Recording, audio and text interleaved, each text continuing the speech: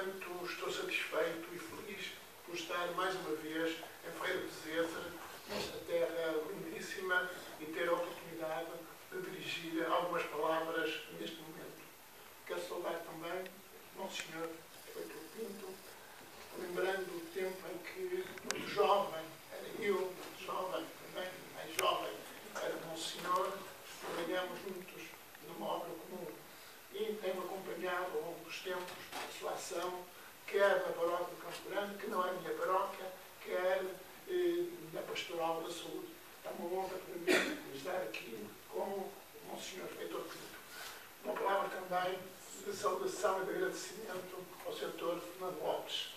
É uma pessoa que conheço há muitos anos, pertence ao primeiro curso que eu tive na Faculdade de Direito, quando iniciei lá as minhas funções docentes, no ano letivo de 1969-70, e João Soares tem-se mantido ao longo dos tempos. E tenho sempre apreciado a sua enorme competência profissional, a sua enorme dedicação, o empenhamento que põe nos trabalhos cívicos, a sua capacidade de trabalho e a sua capacidade de organização. Também saúdo todos os presentes, naturalmente os vereadores da Câmara Municipal, os membros da Assembleia Municipal e as pessoas mais jovens ou menos jovens que aqui se encontram. Depois da maravilhosa lição, maravilhosa e emocionante lição que ouvimos, eu diria oração que ouvimos da parte do Sr. Feitor Pinto, e depois também das palavras iniciais que fazem, de certa maneira, uma síntese de tudo quanto eu poderia dizer, eu acho que talvez devesse calar-me e esperar pelo debate. Mas acho que assim não corresponderia ao convite. Por isso, tentarei, o mais brevemente possível, trazer aqui alguns problemas numa perspectiva, naturalmente, diversa da perspectiva de Monsenhor, porque será essencialmente uma perspectiva jurídico-política. Estado Social. É uma expressão que talvez não saibam. Foi lançada em Portugal pelo professor Marcelo Caetano, quando presidente do Conselho de Ministros. Antes de Marcelo Caetano, não se falava em Estado Social. Foi ele que lançou essa palavra. No entanto, em rigor, podemos dizer que em Portugal já havia algo de Estado Social. Muito incipiente, mas já havia. A Constituição de 1933, que tinha um lado autoritário e que viria a traduzir-se num regime ditatorial, mas tinha também um lado voltado para os problemas económico-sociais, com influência da Constituição Alemã de Weimar e também da doutrina social da Igreja. A Constituição de 1933 já tinha um tipo dedicado à ordem económica e social, em que se falava no trabalho, na solidariedade, nos direitos fundamentais dos trabalhadores.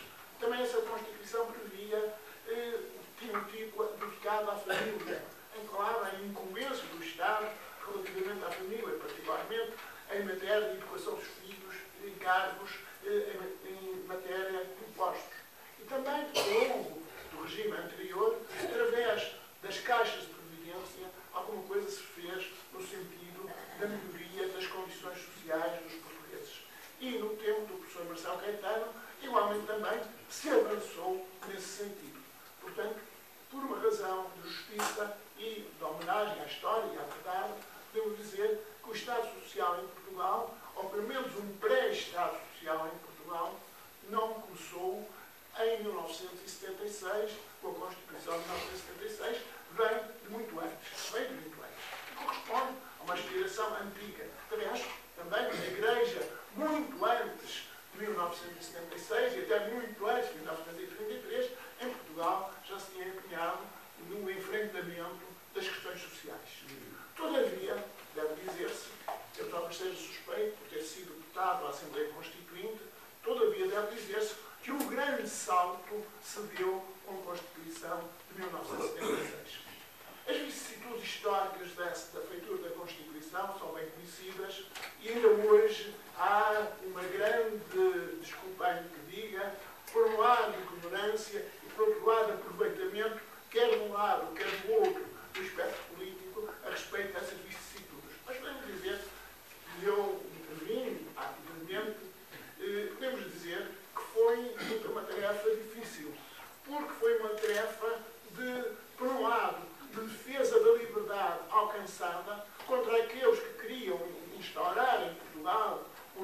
regime autoritário e até totalitário, por um lado isso, e por outro lado, uma tarefa em que se procurou algum compromisso com vista ao bem comum. E a Constituição de 1976, no texto inicial, é uma Constituição em que esse elemento compromissório aparece claramente. Por um lado, afirma os direitos, liberdades, garantias, mas, por outro lado, afirma direitos económicos, sociais e culturais com grande generosidade, com grande abundância. Por um lado, afirma o direito à propriedade privada, garante a iniciativa privada, mas, por outro lado, fala em nacionalizações e socialização. Por um lado, começa, como o seu artigo 1º, por dizer que a República se baseia na dignidade da pessoa humana, mas, por outro lado, tem fórmulas ideológico-proclamatórias que nós podemos dizer, tem sido dito, que tinha um cariz marxista. Eventualmente, um marxismo, digamos, à portuguesa, podemos dizer, muito trazer para casa. Mas, de qualquer forma, foi um compromisso possível naquela altura.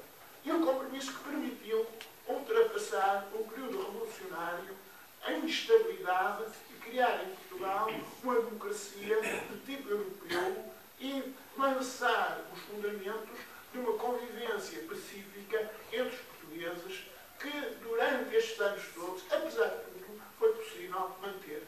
E uma Constituição que, por outro lado, procurou criar um sistema de organização do poder político que, através de uma imitação recíproca dos órgãos, evitasse autoritarismos e tendências opressivas ou repressivas.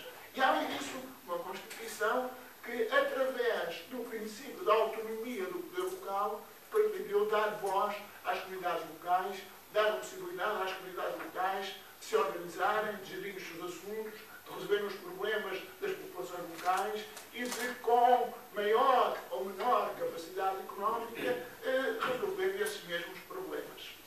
A Constituição surgiu neste contexto e viria a ser revista, como também, com certeza sabem, já 7 vezes.